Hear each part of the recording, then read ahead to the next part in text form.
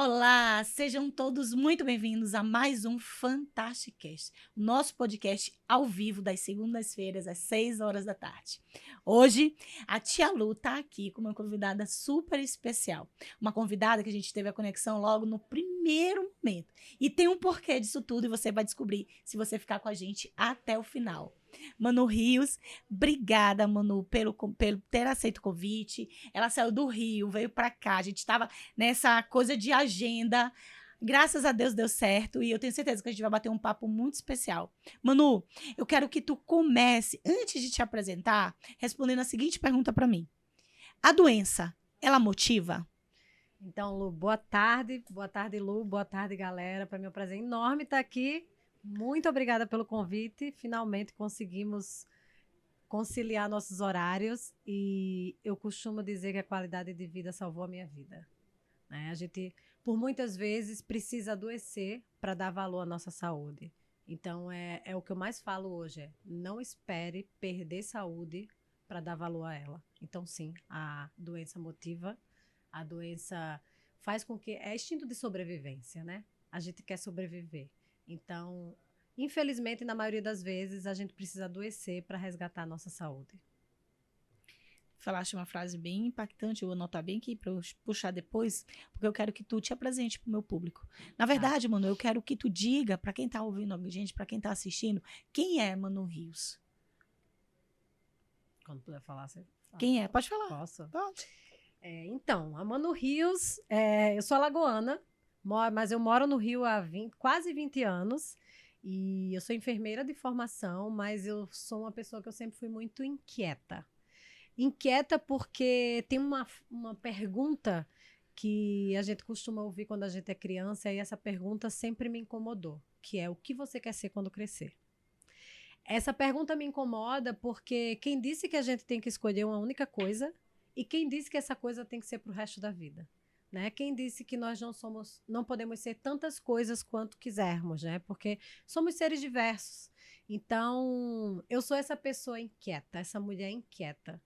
E o que eu faço? Eu sou enfermeira, eu sou instrutora de yoga, eu sou triatleta, eu sou mentora, eu sou palestrante, eu sou escritora. E eu sou quantas coisas aparecerem que fizerem sentido na minha vida. Né? A gente está em transformação o tempo inteiro. Então, por que não agregar tantas habilidades, tantos quereres, tantas coisas que a gente, hábitos que a gente gosta, hobbies que a gente gosta, que às vezes pode potencializar a gente como profissional, como mulher, como ser humano. Então, eu sou esse ser múltiplo em transformação constante. Eu também acredito muito que nós somos seres que estamos todo o tempo em movimento. E quando a gente está em movimento, a gente muda, né? Porque o movimento faz mudar. E nós somos fruto das nossas experiências passadas, ou seja, o que a gente viveu, não o que viveu de fato, mas a forma como a gente interpreta aquilo que a gente viveu e o sentimento que a gente coloca em cada uma dessas interpretações, forma quem a gente é hoje. Sim. Né? Então, assim, já dizia Lulu Santos, eu brinco muito com as minhas fantásticas, né, com isso, já dizia Lulu Santos, né? Tudo muda o tempo todo no mundo. Se tudo muda o tempo todo no mundo, por que a gente tem que estar da mesma forma? Né? Inclusive, eu vou além. Eu acho que as pessoas que estão vindo a gente aqui, vão passar essa humorinha com a gente, elas já vão sair daqui diferentes do que elas entraram. Sim. E a graça da vida é justamente isso. Eu acho que o grande segredo é você conseguir aproveitar cada um desse tempo que está sendo dado para que você cresça, para que você evolua, para que você contribua. Porque eu também acredito, Manu, que crescer sem contribuir não é crescer. Sim. Né? A vida é movimento, né? Você falou bem, a vida é movimento. E eu gosto muito de dizer que água parada gera doença. O nosso corpo é composto de mais de 70% de água.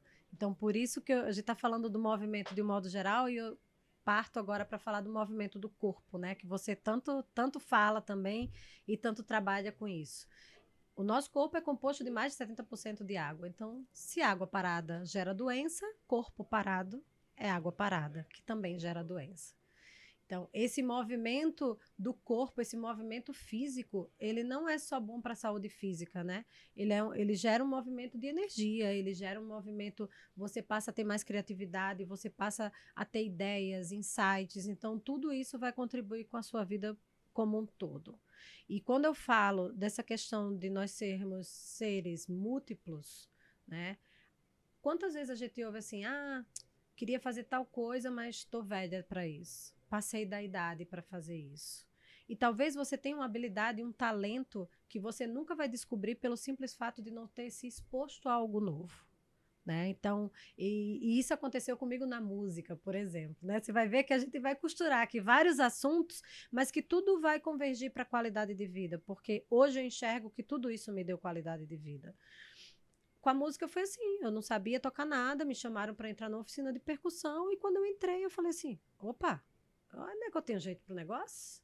Não é que eu tenho habilidade para isso? Então, é um hobby que também me traz dinheiro e que pode acontecer isso com qualquer pessoa. E mesmo que isso não seja uma fonte de renda para você, a música na minha vida hoje, ela traz isso, criatividade, ela traz um lado lúdico da vida, o lado de eu posso fazer qualquer coisa, independente de idade, porque isso é uma barreira que colocaram na nossa cabeça. E falando tudo isso para falar de qualidade de vida. Porque senão você vai ficar presa a uma única coisa, infeliz, insatisfeita, na zona de conforto que nem sempre é confortável, né? Eu digo sempre, Manu, que o ser humano, o comportamento dele é motivado ou pela dor ou pelo prazer. Ou a gente foge da dor ou a gente vai em busca do prazer. Então, todos os nossos comportamentos, eles vêm dessas duas vertentes. Tu falaste ainda há pouco que tu adoeceste e que a tua doença motivou. Então, a dor, ela te mexeu. Eu queria que tu falasse um pouquinho mais sobre isso, para quem está assistindo. Eu tive 2 pontos de virada na minha vida, Lu. Eu sempre fui do esporte. Na minha época de escola, eu fui atleta, competia, aquela coisa toda que a gente conhece. Quando eu ingressei na graduação, né, a gente sabe quando entra na faculdade, parece que tudo para a gente só estudar para aquela profissão que a gente escolheu ser, né? Então, a minha saúde foi ficando para o lado, foi tudo sendo dedicado só àquilo. No final da faculdade, eu descobri uma doença autoimune. Só que aquela coisa, né? Você está terminando a faculdade, você está preocupado em ingressar no mercado de trabalho, em ganhar dinheiro, em se especializar. Então, eu fui jogando para baixo do tapete. E quais eram os sintomas dessa doença? Eu tinha muita dor nas costas. Isso me levou a mais de 10 médicos. Ninguém conseguia fazer um diagnóstico certo. Era dor na costa, mais ou menos em que altura? Muita dor nas costas inteira. Eu acordava, assim, 4 ou 5 horas da manhã, toda travada. Não conseguia respirar, porque a musculatura inteira travava. Então, assim, para você ter uma ideia, tinha época que eu dormia com uma injeção de Voltaren, que eu acordava, eu mesmo me aplicava. Então, passei por um momento de tentar achar um diagnóstico, tentar achar um tratamento, aquela agonia de não descobrir o que tinha. Chegou uma hora que você vai cansando e vai jogando para baixo do tapete. E ainda assim eu tentava fazer atividade física. Eu ia com dor, mas eu parava no meio do caminho. Eu ia dar uma corrida, não conseguia. Eu ia dar uma caminhada, não conseguia. Eu ia para academia, não conseguia. Eu tentava fazer uma coisa diferente e estava sempre com dor. E eu vim para o Rio, já com um diagnóstico, né? Eu tenho uma doença que chama espondilite anquilosante, que é uma doença reumática autoimune. E quando eu vim para o Rio, eu negligenciei tudo isso, de fato. Focou no trabalho. Foquei no trabalho, na cidade nova, nas novas amizades, aquele momento meio, quase que um momento meio festa ali, né? Só que chegou uma hora que estava ficando tudo muito ruim, né? Eu estava sedentária, eu sempre tive o biotipo de magra. Eu estava 10 quilos acima do meu peso, cheia de dor, comendo mal, dormindo mal, fazendo tudo errado. E eu fui ficando muito mal-humorada. Aquela pessoa impaciente, intolerante, que briga com o ar por qualquer coisa. E chegou um momento que foi eu mesma que enxerguei aquilo. E falei, cara, nem eu estou me aguentando. Quanto mais as pessoas que convivem comigo. Então, se eu não fizer por mim, quem vai fazer? Eu não posso cobrar que o outro faça por mim aquilo que nem eu estou tendo capacidade de fazer para mim. E foi aí que eu eu chamo de choque de ordem. Eu comecei a fazer várias coisas, porque eu funciono assim. Eu sei que nem todo mundo funciona desse jeito, mas eu funciono da forma mais radical, digamos assim. Então, eu entrei na yoga, foi a primeira coisa. Isso foi que ano, Manu? Isso a gente tá falando de 2011, 12. 10, 11, 12, por aí. Eu entrei na yoga. Na yoga, eu consegui resgatar a mobilidade do meu corpo e vieram várias outras coisas, como a questão do autoconhecimento, porque aquele momento de viver o aqui e agora, aquela coisa mais meditativa, né? A yoga, ela convida a gente para várias reflexões. Uma viagem interna, né? Uma viagem interna. A maioria das pessoas buscam pela viagem externa, física, né? Mas a transformação é muito mais de dentro para fora, sim. né?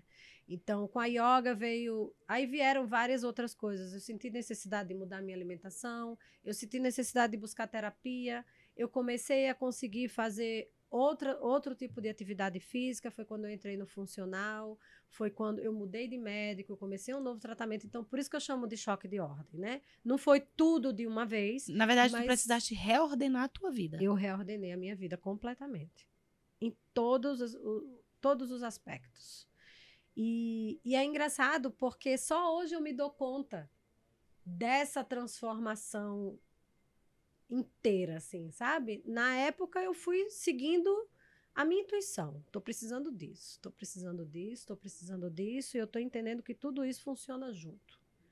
Então, esse foi a minha primeira virada de chave. Ali eu entendi que qualidade de vida para mim era um valor inegociável.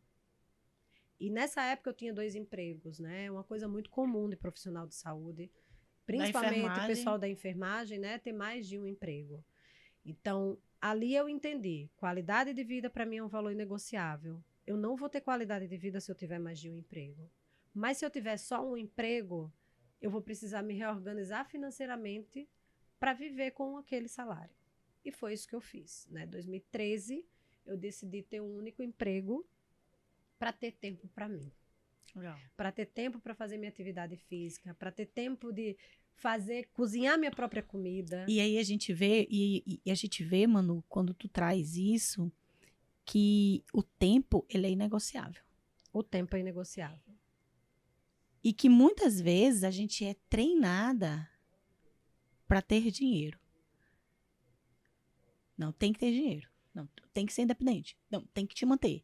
E quanto mais a gente tem, mais a gente quer. Sim. Só que a gente perde uma coisa que é inegociável, que é o tempo. E a minha ficha caiu, a minha chave virou ano passado para isso. Que eu também passei a vida toda atrás do dinheiro. E quanto mais eu tinha, mais eu queria. Follow the money. Quanto mais eu tinha, mais eu queria. E aí o que acontece? Hoje eu tenho algo que eu não tinha, que é o tempo que eu posso doar para os meus filhos. Porque eu não tinha esse tempo. Eu não tinha um tempo que eu pudesse doar a eles. Hoje eu tenho. E quer saber de uma coisa? Não tem preço que pague. Não tem preço, porque o dinheiro, se você perde, você faz um esforço maior num determinado período de tempo, você vende algo, você dá um jeito de arrumar o dinheiro, mas o tempo, depois que o ponteiro anda para frente, ele não volta. Acabou. É né? O tempo ele tá rodando e não tem quem faça ele voltar, você não vai ganhar tempo, né? Então, para mim, esse momento foi muito crucial. E ali eu escolhi qualidade de vida para mim. Seguir minha vida, né? Estamos falando ali de 2013, 10 anos, basicamente. Sim. E aí, a segunda virada na minha vida foi na pandemia, né? Porque no comecinho da pandemia, eu adoeci, eu fui internada com uma infecção generalizada. Fiquei 15 dias internada. Bactéria? Bem no comecinho da pandemia, eu tive uma sepse fúngica, ali em maio de 2020, no caos da pandemia, no auge da pandemia. Sozinha no Rio de Janeiro, internada, sem ninguém poder me visitar, correndo risco de vida, sério. E hoje, quando eu olho para aquele momento, eu nunca olhei para aquele momento com peso. Desde o início, eu lembro nitidamente que eu fui para o hospital pensando, o que eu preciso aprender com isso? Legal. Eu tô mal, eu tô sozinha, minha família tá longe, tá, o contexto é esse. O que que eu preciso aprender com isso? Show. Tanto que uma amiga foi levar umas coisas para mim no hospital e ela perguntou assim: "Você quer que eu leve livro para você?" Eu falei: "Não, eu quero um caderno e uma caneta." E até pouco tempo atrás eu estava olhando esse caderno, o que que eu tinha escrito nesse caderno. Cara, olha que coisa interessante. Ontem eu estava na igreja, na Lagoinha, e o André Fernandes estava pregando. E ele também foi internado, né? Ele foi internado, ele teve um problema no coração muito sério, né? Acho que de 10 pessoas, 3 sobrevivem do problema que ele teve, né? E ele disse que ali, aquele momento para ele, aquele quarto, ele até cita, né? 210. O quarto 210, que foi onde ele ficou, foi um lugar de restauração. E de lá saiu um livro. Ele escreveu um livro de lá. A gente vai falar disso daqui a pouco. Vai, continua. E aí, dessa internação, eu fiquei 6 meses de licença. E a minha pergunta era sempre: o que que eu preciso aprender com isso? Porque eu sei que essa lição que eu preciso aprender aqui não é só para mim.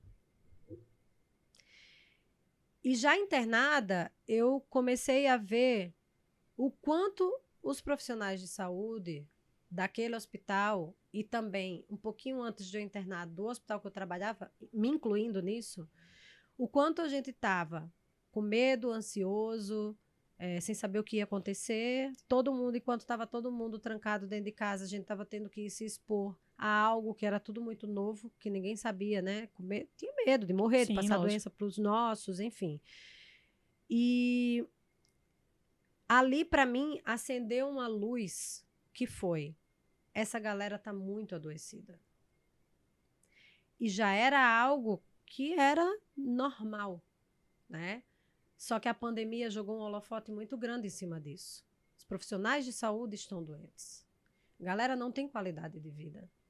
É um pessoal que não se alimenta bem, é um pessoal que não dorme bem, a maior parte da galera é sedentária. Durante a pandemia, um estudo durante a pandemia feito pela Fiocruz mostrou que mais da metade parou de fazer atividade física durante a pandemia, ou seja, um número que já era muito ruim piorou. Então, essas pessoas estavam muito mais susceptíveis a adoecer. A gente viu como, na pandemia, as pessoas que ficaram mais graves eram as pessoas que tinham um hábito de vida ruim, um estilo de vida ruim, eram pessoas já adoecidas. Então, eu falei, cara, eu preciso levar a consciência de qualidade de vida para essas pessoas, porque eu já trouxe para a minha vida. E isso se associou ao fato de que um dos médicos foi muito claro para mim, dizer: você só não foi entubado e não foi para o CTI por conta do seu condicionamento e por conta da sua tolerância ao sofrimento que o esporte me deu. Sim, né? sim. Então, eu falo assim com muita clareza uma frase que eu ouvi hoje da Aline, que ficou na minha cabeça, que é: a qualidade de vida salvou a minha vida. Porque senão eu não sei se eu estava aqui contando essa história. Então, foram esses 2 momentos de virada de chave para mim. Um, a consciência da qualidade de vida para mim. E no outro, a consciência de levar a qualidade de vida para as pessoas. E não à toa, a qualidade de vida ainda é um dos termos mais buscados na internet depois da pandemia. Né? Inclusive, essa forma híbrida de trabalho, a maioria das pessoas que aderiram ao formato híbrido falam que ganharam qualidade de vida. E o que é qualidade de vida?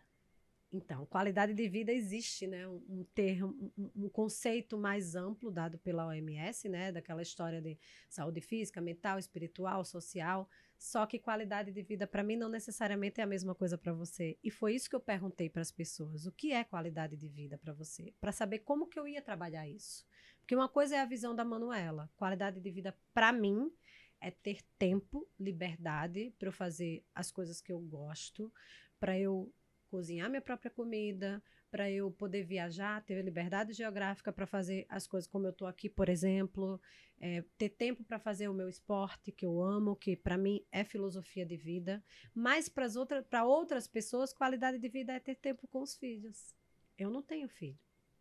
Mas foi o que eu mais ouvi, foi poder ter tempo para curtir com a minha família e com os meus amigos e ter liberdade financeira para proporcionar algo melhor para eles, viagens, passeios. Então, tempo e dinheiro foi o que mais apareceu nas respostas que chegaram para mim. Saúde não foi o primeiro pilar que apareceu.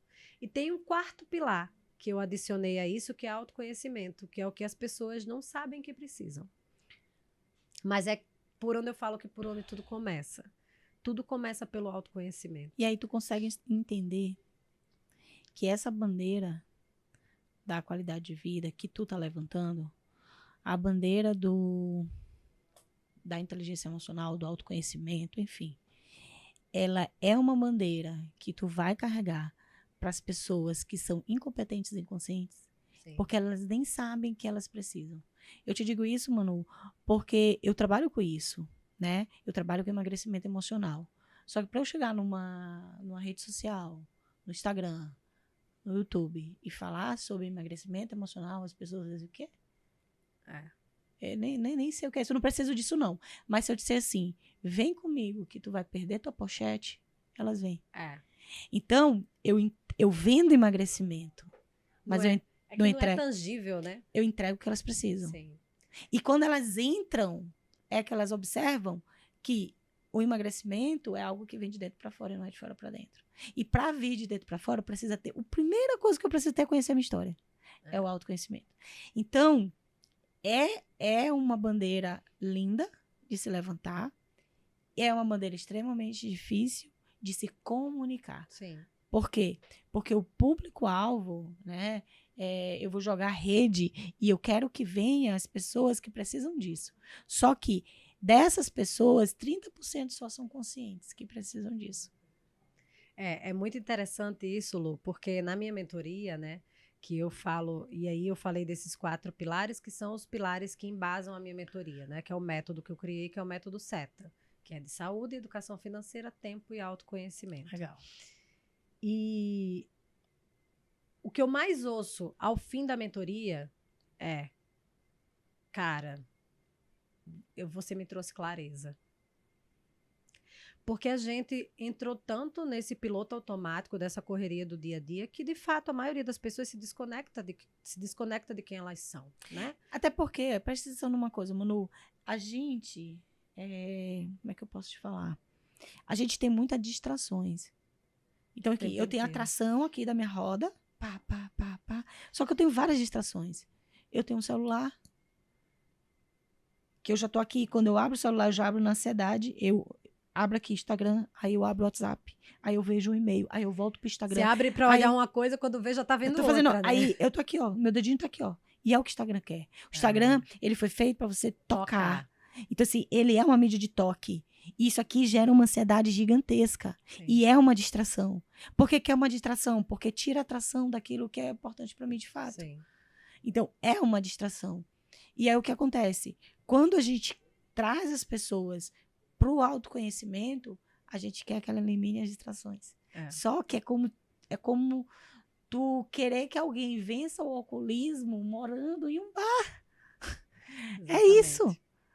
E às vezes a pessoa, além de ter dificuldade de enxergar, né, aquelas coisas, ela está inserida num ambiente que só piora, né? Seja um ambiente de casa, seja um ambiente de trabalho, né? Seja, enfim, o ambiente que for. Então, para você mostrar para aquela pessoa que ela precisa sair dali, sair daquela bolha, né? Sair daquele ambiente onde as pessoas estão só no nível de reclamação, de sempre foi assim, porque no meu trabalho eu ouço isso. Eu ainda estou em transição de carreira, né? Então eu ouço, sempre foi assim, não vai mudar, não tem jeito. Famosa síndrome da Gabriela. E aí eu nunca tive esse olhar, muito pelo contrário, eu sempre fui no embate. Só que hoje eu vou no embate de uma forma muito mais estratégica e inteligente, né? Se eu discordo de alguma coisa, eu vou discordando com a solução para resolver o negócio. Porque não adianta você só chegar lá e reclamar. Mas por que eu resolvi sair dali? Por 2 motivos. Primeiro, que eu não quero mais trabalhar com doença, eu quero trabalhar com saúde. E segundo, porque eu não vou mudar aquele sistema. O sistema não vai mudar para o jeito que eu quero. E é engraçado isso, que a gente está falando do sistema público, e vou falar de todas as esferas, tá? Ontem eu estava esse é um assunto aqui. que eu gosto. Ontem eu estava aqui conversando com a Andrea, que tem um podcast maravilhoso também, e ela trabalha na área da Tribunal de Justiça, e o grande lance dela é trabalhar com mulheres que são abusadas, mulheres vítimas de feminicídio, enfim. E ela diz que é isso que faz os olhos dela brilhar. Mas que ela acredita que ela tem uma missão, que ela colocar uma sala de assistência à saúde, aqueles profissionais que estão ali, que são profissionais concursados. E aí a gente vê que é um padrão, existe um padrão. Qual é o padrão? Eu ralo, eu estudo, eu passo no concurso e eu me acomodo. E aí as coisas são de qualquer jeito, porque ninguém me tira dali. Mas, as pessoas se acomodam porque o sistema também faz isso. Sim. Eu não tenho nenhuma perspectiva de crescimento no meu ambiente de trabalho hoje. E eu trabalho lá há 17 anos. Acomoda. Eu tenho uma especialização que eu não consigo usar ela no hospital que eu trabalho. Então, é cultural dos dois lados. Sim. O profissional se acomoda porque ele não tem estímulo para progredir. E o sistema aceita. E tá tudo bem. Né? Entendeu? E aí a gente vê o aumento de burnout, a gente vê o aumento de ansiedade, a gente vê o aumento de depressão. Por quê? Porque as pessoas, elas perdem o brilho para fazer algo. Lu, aconteceu uma coisa durante a pandemia no meu setor que eu me choco toda vez que eu falo sobre isso. Eu estava de licença e eu tive uma técnica de enfermagem do meu setor que se suicidou dentro do banheiro do nosso descanso. Nossa. Para mim, o maior choque foi essa pessoa avisou que ia fazer isso. Não era a primeira vez, foi a segunda vez que ela tentou e dessa vez ela conseguiu. Ninguém deu ouvidos a ela. E, para mim, o mais grave, todos os profissionais que estavam ali e viram aquela cena seguiram trabalhando. Ninguém do hospital chegou para perguntar como aquelas pessoas estavam. Em momento algum. Eu não consigo normalizar isso, entendeu? E sempre que eu falo nisso lá, eu falo assim, gente, a gente não pode normalizar, isso é muito grave, isso é muito sério. Sabe, eu tenho técnica que ficou trabalhando mais 12 horas com dor de barriga, com diarreia, passando mal. E ficaram trabalhando. Sem falar nas consequências psicológicas, sim, enfim, né? Você é psicóloga, sabe disso melhor do que eu. Então, assim, são várias coisas que acontecem naquele ambiente que se normalizou. Isso a gente está falando do serviço público. Quando a gente vai para o serviço privado de saúde, eu nunca trabalhei em hospital privado, tá? Mas o que se vê é inadmissível. Funcionários sendo revistados, tendo suas bolsas revistadas sempre que entram e que saem do seu trabalho. Absurdo. Ninguém denuncia. E se denuncia também, nada acontece. Então, assim, é um sistema que promove o adoecimento. Eu falo que é gente doente cuidando de gente doente. Por isso que, já antecipando, eu lancei o meu livro A Saúde Está Doente, né? Por isso que eu resolvi falar de qualidade de vida, né? Esse livro foi um livro que nasceu de um desafio do nosso mentor Joel J, que me desafiou a escrever esse livro em 5 dias. E eu falo que foi um livro concretizado em 5 dias. Ele começou a ser escrito lá atrás, Começou a ser escrito há muitos anos atrás, né? E aqui eu falo de qualidade de vida, sob a ótica desses 4 pilares que eu falei, que eu contextualizo com a minha realidade enquanto profissional de saúde. Mas, do mesmo jeito que você falou da sua amiga do sistema jurídico, né? É um assunto que serve para qualquer pessoa, porque qualidade de vida é algo que todo mundo busca, né?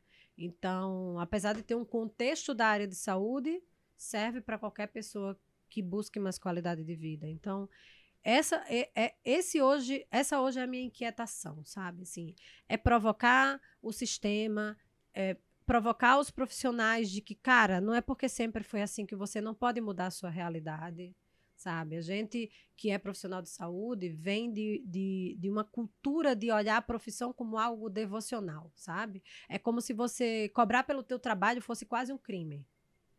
Então, as pessoas ficaram muito presas a esse formato só da assistência hospitalar. E, Manu, tu acha que esse padrão, tu acabaste de falar de algo vocacional, né? Tu acha que esse padrão, ele tá mais para a classe dos técnicos de enfermagem, enfermeiros, do que para com os médicos? Não, eu acho que tá para todo mundo. Tá para todo mundo? Eu acho que o que muda, assim, a gente nitidamente sabe que existe uma diferença social muito grande, né? Principalmente se você olhar para os técnicos, Uhum. porque realmente os salários são muito ruins e as condições de trabalho também. Então, eu vejo, por exemplo, eu tenho colegas de trabalho que dormem no hospital, porque para eles é mais prático dormir no hospital do que ir para casa, pegar uma condução, passar não sei quantas horas e voltar mais não sei quantas horas. Eles preferem dormir no hospital para trabalhar no dia seguinte, né? Os médicos, eles têm uma qualidade de vida ruim por trabalhar pela rotina. Eu conheço médicos que ganham muito bem, mas que têm uma qualidade de vida péssima, porque foi ensinado que tem que trabalhar full time. O telefone, ainda mais com esse negócio de WhatsApp, o telefone toca, apita o tempo inteiro. E assim. Por que eu tô te perguntando isso? Eu dei aula para o curso de enfermagem, né? Da cadeira de psicologia da saúde. Muitos anos. Formei muitos enfermeiros, né? E a grande maioria dos enfermeiros eram técnicos. Sim. Né? Que faziam a faculdade de enfermagem para seguir a carreira, para levar um patamar, né? Subir o degrau, digamos assim. E eu via muito isso. Ele chegando direto de um plantão para assistir uma aula virado, sem ter dormido, né? E sair da aula meio-dia para já pegar um outro plantão, e assim vai. Por diversas vezes eu precisei fazer trabalhos complementares com eles, porque eles não poderiam estar, enfim, porque o trabalho demanda. E o que eu percebi? Que a grande maioria fazia isso, pegava 3, 4 empregos para poder ter um salário digno, Sim. pudesse manter a família e pagar uma faculdade, né? Então, assim, eu vejo os técnicos, eu vejo os enfermeiros como os profissionais da linha de frente. Sim. É a linha de frente. Eu tô aqui, eu chego, eu tô aqui, eu tô em contato direto. E, Manu, pra mim, Luciana, enquanto psicóloga, não tem como você ter o contato direto com um paciente e não se envolver. Eu não vou dizer se envolver em todas as histórias. Não. Porque tem história que dialoga contigo, tem história que não dialoga contigo. Mas tu não tem como não te envolver. É muito contato, é muito vínculo. É estar ali, é dia a dia. Né? É ouvir, é ver, é sentir o paciente. Então, assim, esse estresse dessa rotina já é um estresse que acarreta prejuízo na qualidade de vida, né? No padrão emocional. E aí, se a gente for analisar a questão do salário, onde eu preciso ter 3, 4 empregos para poder manter, já fere a qualidade de vida na minha questão financeira, né? Então, assim, por si só, esse profissional já é um profissional que já começa devendo. Sim. Devendo para ele mesmo. Sim. Eu, durante todo esse período aí, né, como profissional de enfermar, como enfermeira, como sendo uma pessoa que trabalha na assistência, eu fui adquirindo ferramentas que me protegessem de alguma forma. Para blindar. Não gosto de blindar, né? Blindar é complicado, mas que me protege, né? Quando eu fui para o Rio, eu fui fazer residência em oncologia. Então, ali eu já me deparei com uma realidade bem mais complicada, né? Aprender a lidar com a morte, que é uma coisa que a gente nunca vai aprender, mas ali eu tive aprendizados que eu falo, eu tive muito mais aprendizados espirituais do que técnico. Sim. E aí, depois eu trabalhei 12 anos em CTI pediátrico, que é outra porrada. Hoje eu trabalho com neurologia, neurocirurgia. Então, para mim, algumas coisas me protegem. Uma acabou meu plantão, para mim, acabou o assunto trabalho. Eu tenho colegas que ficam mandando mensagem para perguntar como é que tá o paciente e tal, como é que tá o paciente e tal. Não. Enquanto eu tô lá, eu sou assistência integral. Eu saí de lá, acabou. Para mim, o hospital não existe. Porque senão a gente pira. Mas aí tu tem que ver que hoje tu tem um certo tipo de conhecimento. Conhecimento acerca de ti mesmo. E aí dá pra te proteger. E a outra coisa é o esporte. Porque aí tu canaliza essa energia de estresse na energia motora. Aí tá tudo certo. Entendeu? Porque, por exemplo, eu sou trabalhadora noturna, né? Eu saio do plantão, tem gente que fala assim, nossa, mas como é que você consegue sair do plantão para treinar? Primeiro, eu só tenho um emprego, né?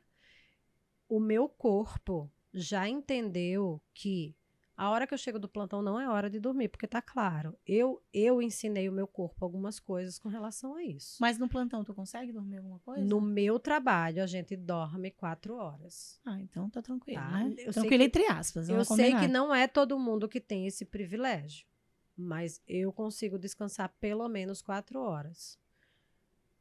Quando eu chego do plantão, se for um plantão que eu tô muito cansada, cara, hoje eu não vou treinar de jeito nenhum, não sei o que, beleza, eu vou tocar a vida, vou fazer as coisas de casa e tal, mas eu nunca chego e vou dormir. Sempre que eu chego e vou dormir, para mim é um sono péssimo. Então, para mim, chegar do plantão, praticar uma atividade física, voltar, tomar um banho, tomar um café da manhã, pá, não sei o que, e depois do almoço daquele cochilo, para mim é o dia perfeito. Então, essas coisas me protegem desse super vínculo com o paciente. Porque a gente tem que ter...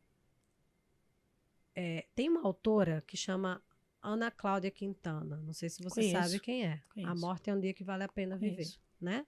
Ela fala muito disso, assim, a gente não vai conseguir nunca ter empatia pelo paciente. A empatia no sentido literal de você se colocar no lugar do paciente, porque você não está vivendo a realidade do paciente.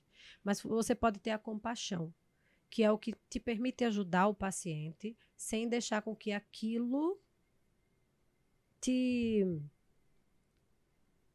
contamine, né? Que aquilo lhe paralise. Porque às vezes você se envolve tanto que aquele envolvimento paralisa você de conseguir ajudar o paciente. Entende? Então, hoje em dia, eu até reconheço que eu me tornei uma enfermeira melhor porque eu consegui dar esse limite. Quando a gente trabalhava na cadeira de psicologia da saúde, eu sempre dizia para os meus alunos o seguinte: eu vejo o profissional de saúde como alguém que precisa se armar. E ele precisa se armar de quê? Ele precisa se armar para se proteger. Sim. Só que tem uma linha tênue entre me armar e perder a humanização no atendimento. Sim, com certeza. Né? E o grande risco do profissional em se armar é perder a humanização. É começar a olhar a paciente pelo Sim. número do leito. Não, mas isso... E aí, o que acontece? Quando eu passo a ver o paciente pelo número do leito, eu esqueço toda a história dele. Sim. E muitas vezes isso é um mecanismo de defesa. Sim. Eu te digo isso porque eu trabalhei 6 anos no Hospital do Câncer. Foram 6 anos de aprendizado, de descobertas íntimas minhas comigo mesma, tá? E de sofrimento. E eu não consegui. No dia que eu perdi uma paciente, ela tinha 7 anos, ela estava com linfoma e ela tinha parado de andar. Então, todas as vezes que eu chegava na pediatria, ela estava cabisbaixa, não sorria, estava vivendo a fase da depressão. Uhum. Né? E eu querendo tirar ela daquele estado, sem conseguir. Até que um dia eu cheguei pra ela e disse assim, vou chamar Tatá, tá? Eu cheguei pra ela e disse assim, Tatá, a tia tá triste. Eu sempre chegava feliz, eu dava pirulito, eu brincava pra tirar ela dali, né? E eu não consegui, ela tinha 7 anos. E eu falei, a tia tá triste. E ela ficou do jeitinho sentadinha assim, olhando pra baixo, né? Eu falei, tu sabe por que a tia tá triste? Ela só fez assim com a cabeça. Eu falei, se a tia tá triste, porque a tia vem aqui todo dia. E a tia nunca ganhou um sorriso teu. Aí ela fez assim. E riu. Como que ele assim, resolve teu problema, né? Te deu o sorriso. E ali eu ganhei ela pra mim. E quando eu ganhei ela pra mim, ela tava evoluindo bem no tratamento. Só que eu tinha um filho pequeno, sabe? E eu olhava aquelas mães e eu pensava, eu não quero estar nesse lugar. Olha quanto sofrimento, olha quanta angústia. Mas ali, quando eu entrava naquela pediatria, eu não era mãe do Pedro Emílio. Sim. Eu era psicóloga. Só que é difícil. É difícil separar, E aí, né? quando eu entrei lá um dia e eu cheguei no leito e vi o leito dela vazio, Manu. E eu perguntei no setor onde é que ela estava. E disseram, ela foi pro CTI. Parecia que eu tinha perdido meu filho. Eu não tive coragem de entrar. Eu voltei para casa. Eu não conseguia dirigir. Eu chorei. E ali eu disse, agora eu preciso de terapia. Porque eu não vou suportar. Muita gente, a oncologia é uma área que muita gente desiste. Eu vi muita gente desistindo da oncologia, né? Porque justamente por isso. A gente lida muito com a morte de uma forma muito assustadora, né? Muitas vezes muito precoce ou muitas vezes muito um longo sofrimento, sim. né? O 8 e o 80 ali. Mas por isso que eu falo que o meu maior aprendizado na oncologia foi espiritual. Porque eu acredito muito nisso, sabe, Lu? Nós que somos profissionais de saúde, a gente veio numa missão para cá. Sim, com certeza. E no hospital muitas coisas acontecem. Muitas coisas acontecem. Coisas que têm explicação e coisas que não têm explicação, né? Ou que a gente não consegue explicar de uma forma tão clara, né?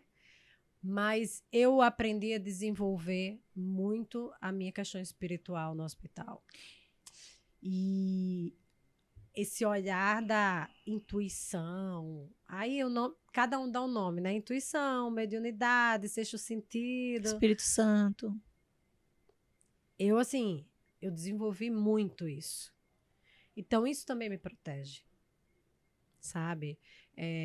Sim, é muito tênue essa diferença entre você não perder a humanidade, né? Mas você também tratar de uma forma que você se proteja. A gente não pode se doar completamente. A gente só pode doar o que transborda.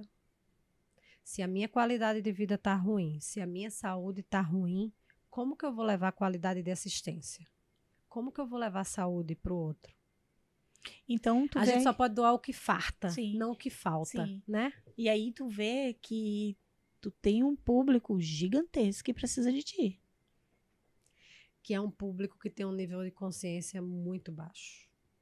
É um público que tem... Meus colegas podem até discordar de mim se estiverem assistindo esse podcast, mas falta autoestima, porque é uma profissão muito desvalorizada. Infelizmente, no Brasil, as pessoas não têm real noção do papel da enfermagem dentro de uma instituição hospitalar, né? A enfermagem é o que toca o hospital. Sim. O enfermeiro trabalha sem um médico, o médico não trabalha sem enfermeiro. É ruim. Ninguém quer trabalhar, todo mundo quer trabalhar com a equipe completa. Mas quantas vezes eu já dei plantão sem médico? A gente fica de mãos atadas, porque nem tudo a gente pode fazer, né? Obviamente. Mas a grande verdade é que a enfermagem toca o hospital.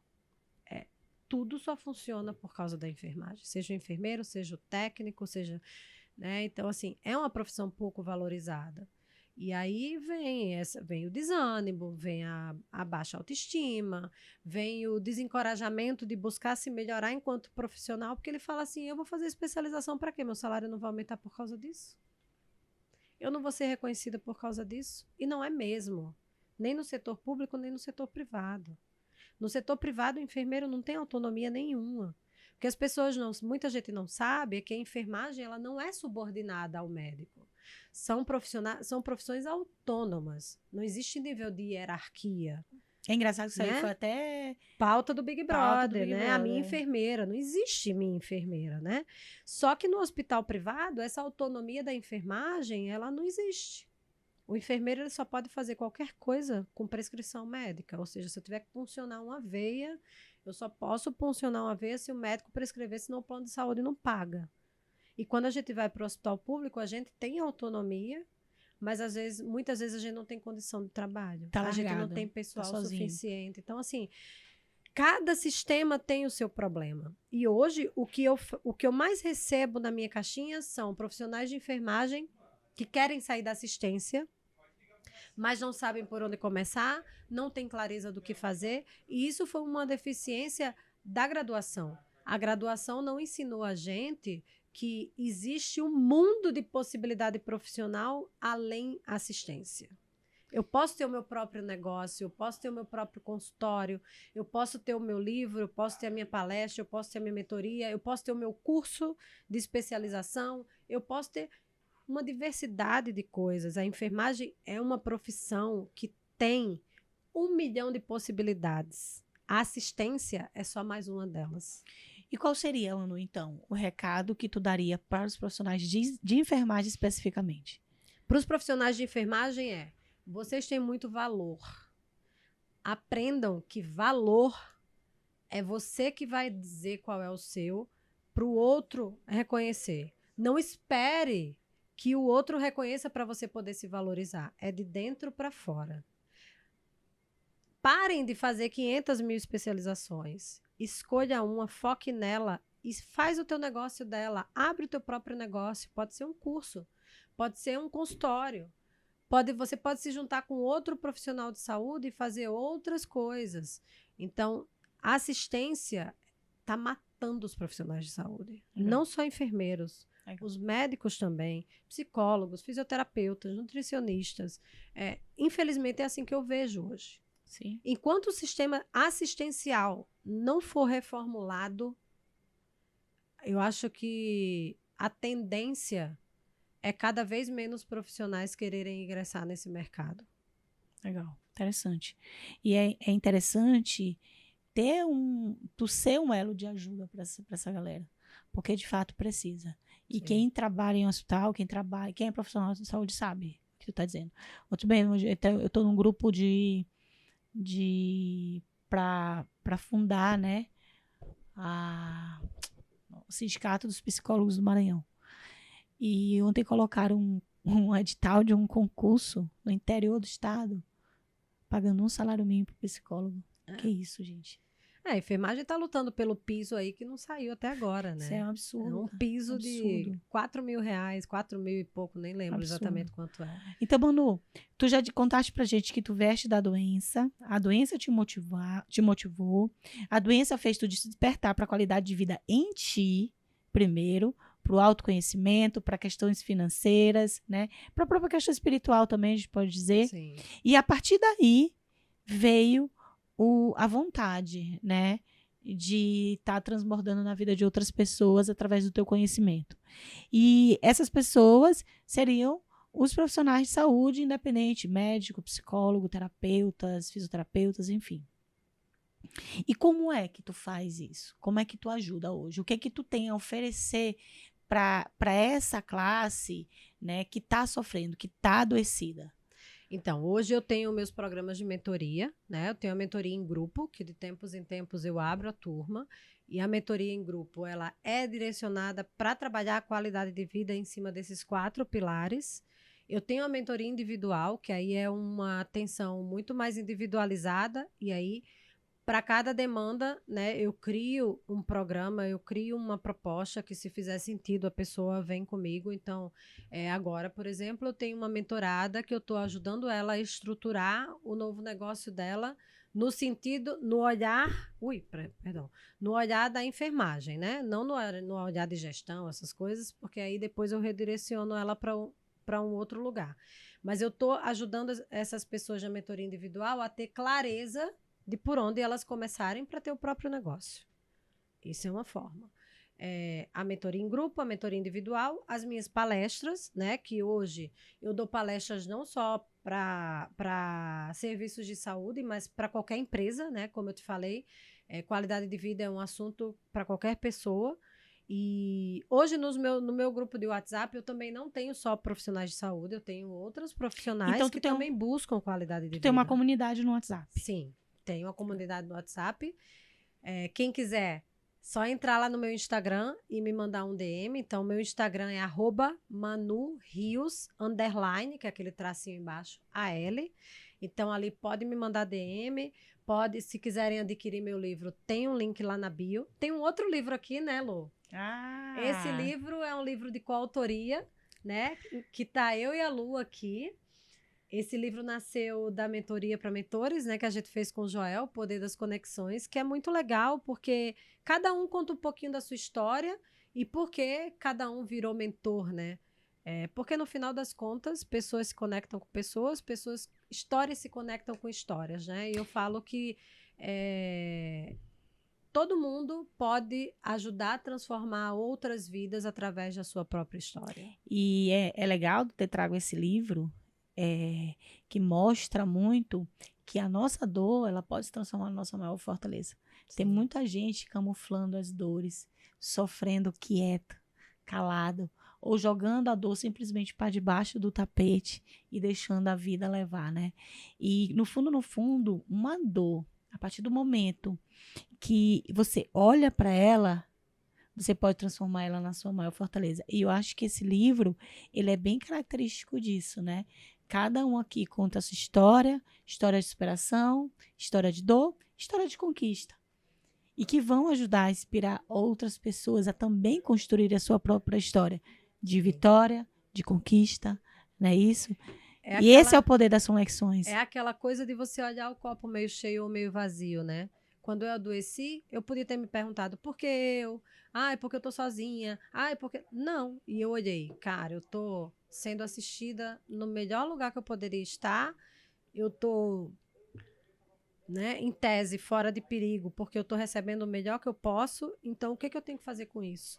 Né? Não é possível que eu tô adoecendo e ficando 6 meses de licença à toa. Então, eu preferi olhar pelo copo meio cheio. Porque se você não fizer isso, quem vai fazer por você? É isso né? mesmo. Se você não transformar a sua história, quem vai fazer? É isso né? mesmo. E como a gente falou lá no começo, né, na maioria das vezes a gente acaba mudando pela dor. Né? E então, eu prefiro dar o conselho de não espere a dor, não espere faltar saúde. Começa agora, né? As nossas escolhas, elas vão refletir lá na frente. Não adianta você chegar lá na frente e falar, por que eu? Você vai ter que olhar para trás e ver por que você é, né? Nós somos frutos das nossas escolhas. E assim, a gente já falou aqui que o tempo é algo que é inegociável, é algo que não volta, é algo que você não compra. E se você não dedicar o seu tempo para cuidar da sua saúde, você vai ter que dedicar o seu tempo para cuidar da sua doença. Aí a escolha é sua. Exatamente. É como tem uma frase que eu gosto, que eu até é aqui da orelha do meu livro, que é da Elizabeth Blackburn, que ela foi Prêmio Nobel de Medicina, que ela fala justamente isso, que não é sobre o tempo que vai durar a sua vida, e sim sobre o tempo que vai durar a sua saúde. Porque não adianta você viver 100 anos em cima de uma cama, sem autonomia, sem... Eu falo, né? A pior coisa é você... Eu lido com pessoas com pacientes que não têm autonomia, né? Pacientes que estão em cima de uma cama, que dependem de alguém para comer, que dependem de alguém para tomar banho, às vezes até para urinar, para fazer suas necessidades fisiológicas, né? Então, o que você quer? Você quer viver muito tempo ou você quer viver com saúde? Né? E aí vem aquela história da vida é um sopro, né? E eu falo que a vida só é um sopro para quem vive no piloto automático. Então, se a gente pode e tem hoje a faca e o queijo na mão para sair do piloto automático, o que você está esperando? É sobre isso. Né? Será que essa zona de conforto que você está hoje é tão confortável assim? Às vezes, a zona de conforto, tem gente que prefere sofrer na zona de conforto do que fazer algum movimento que, às vezes, é um movimento que não precisa ser nem tão grande, mas que vai tirar ela daquilo mais rápido do que ela imagina. E aí, quando a gente fala assim, um movimento que não é tão grande, a gente posso trazer 2 viés para ti. O primeiro é, se tu entrar no avião e o avião mudar 0,001 a rota dele, ele não vai parar no destino que tu espera. Então, a mudança, ela não precisa ser grande para mudar o destino. A mudança, ela pode ser pequena, que o destino vai mudar com certeza. Exatamente. Né? E a outra na Bíblia diz que a gente só precisa ter fé do tamanho de um grão de mostarda. Um grão de mostarda é quase imperceptível. Então a gente não precisa fazer um esforço tremendo para ter as coisas. A gente só precisa fazer uma coisa, que é agir agora. Então, se for para agir, haja em prol da sua saúde hoje. Nem espera amanhã. Faz agora. Na hora que acabar esse podcast, já começa fazendo por Sim. você. E muita gente fala, mas eu não sei por onde começar. Começa por um livro, começa por um curso, por uma mentoria. Eu, nesses 6 meses de licença, foi quando eu conheci o Joel e entrei nos programas do Joel, eu não tinha a menor ideia do que eu queria fazer. Eu não tinha essa clareza de que, eu quero trabalhar com qualidade de vida para profissionais de saúde. Não. Aquilo veio no processo. Eu nunca imaginei escrever um livro. Ano passado eu escrevi 2. Por quê? Pelo simples fato de ter me colocado em movimento.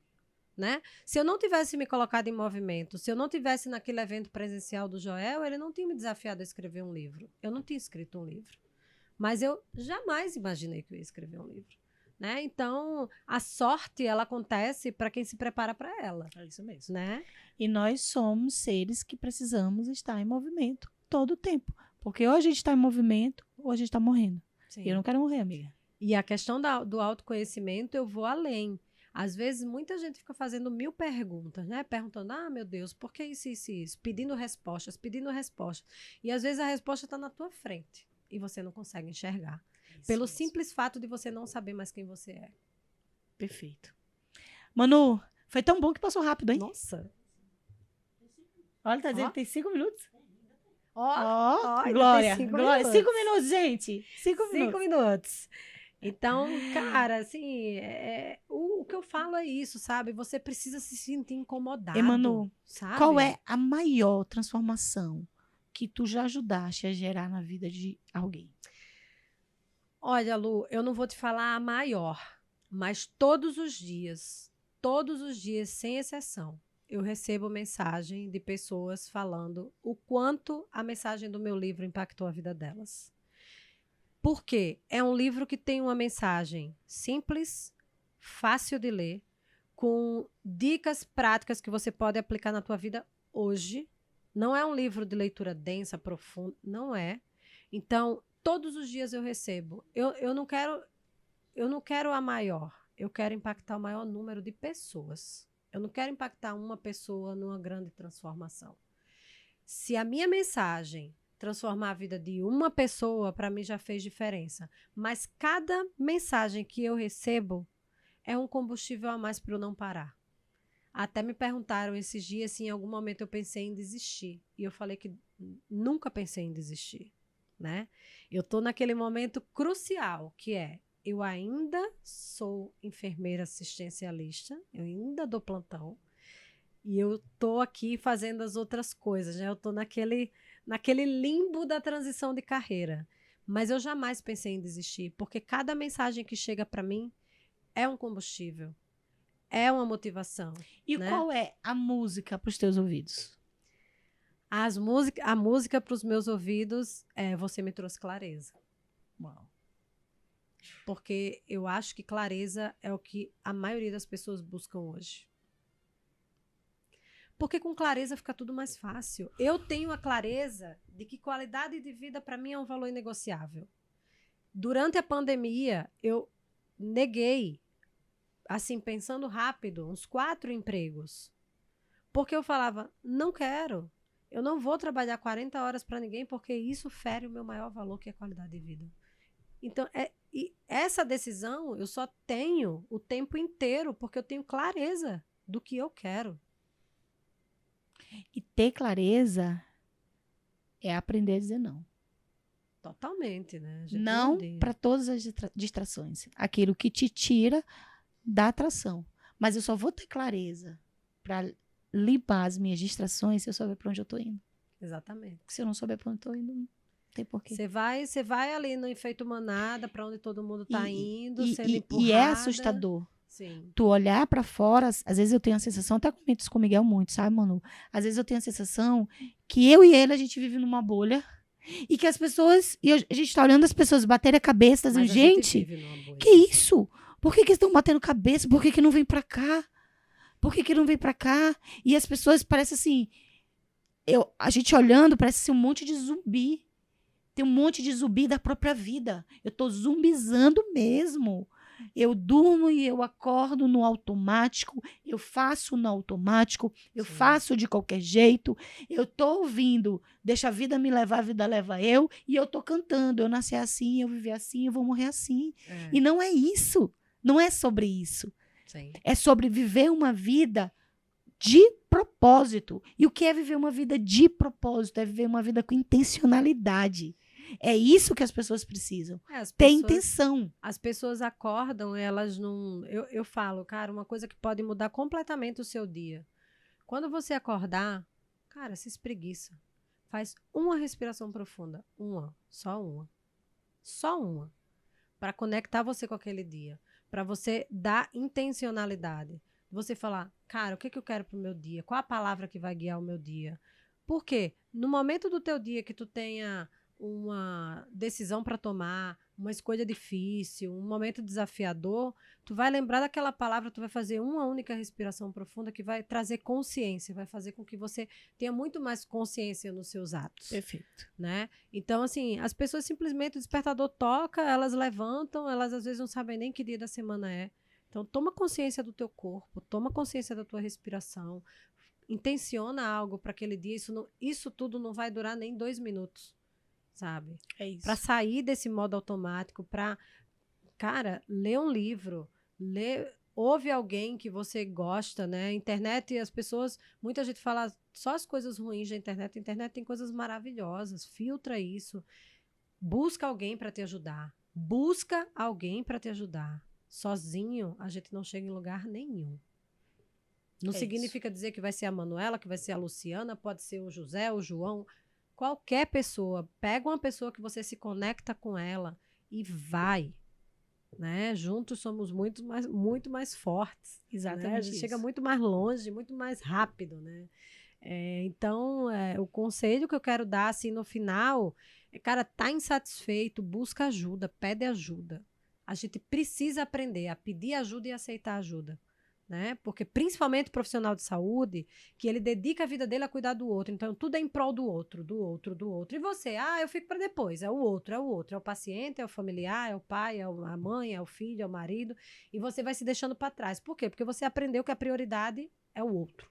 Exatamente isso. Eu acho que tá na hora de você se priorizar. Tá na hora de você olhar para você. Tá na hora de você viver uma vida de propósito, com sentido. E sentido nos dois significados da palavra. Sentido com direção e sentido de sentir, de sentimento. A vida precisa ser assim. Exatamente. Uau, Anu, obrigada. Obrigada mesmo. Que bom que saiu. Foi ótimo, tá? Demorou, mas saiu. Saiu. Foi bom demais o papo aqui.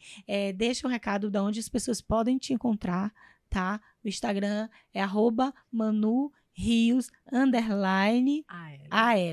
tá bom? @ManuRios_AL. Segue ela lá, ela bota muito conteúdo bacana. Quem quiser adquirir o livro dela, tá lá no link da bio, tá bom?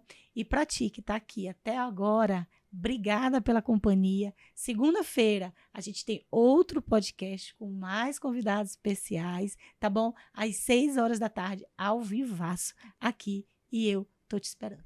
Eu que agradeço. Todos serão muito bem-vindos lá no meu Instagram. Quem quiser mandar mensagem, pode mandar que eu mesma respondo. Vai ser um prazer enorme. E quem quiser mandar dúvidas, fazer perguntas, estou super aberta à disposição para o que eu puder servir. Muito obrigada, Lu. Muito obrigada mesmo. Eu que agradeço, Manu. Gente, obrigada pela audiência. Segunda-feira que vem tem mais. Beijo grande e fica com Deus.